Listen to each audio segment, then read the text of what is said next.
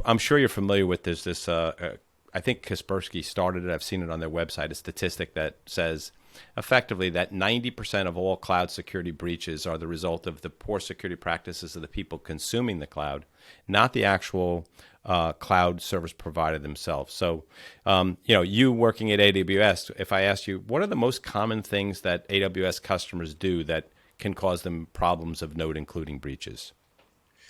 Yeah, that statistic is right. I would imagine it's actually greater than 90%. A lot of the gaps that happen is on the customer side, what we call a shared responsibility model. So about if you look at the model for cloud operations, there's a set of responsibilities for security that really falls on the provider.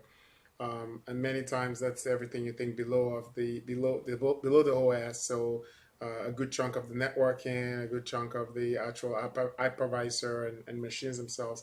And then you start to like look at the responsibility of the customer that is actually configuring their instances in the cloud and their identities and how they're keeping their data secure. And that's where things steadily start to fall apart. And because of the ease of spinning up workloads in the cloud, you really have to pay attention to how you're configuring things, otherwise it can be easily accessible by others. Some of the biggest falls, I would say, is in identity management.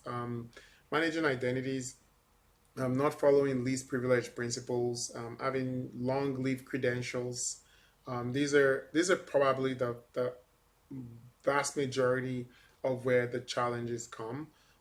Is just the way identities are managed in the cloud. People have overly permissive identities, and they give them long live access to accounts, and it's very common that some of those, when they're compromised, they can be used to then access other resources that were not intended because of the over permissive nature of those goals and permission sets.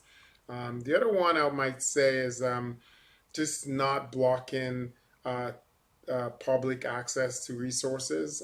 We've seen some exposures in that, like not making things like X3 buckets, storage locations private, or having instances that are exposed to the internet.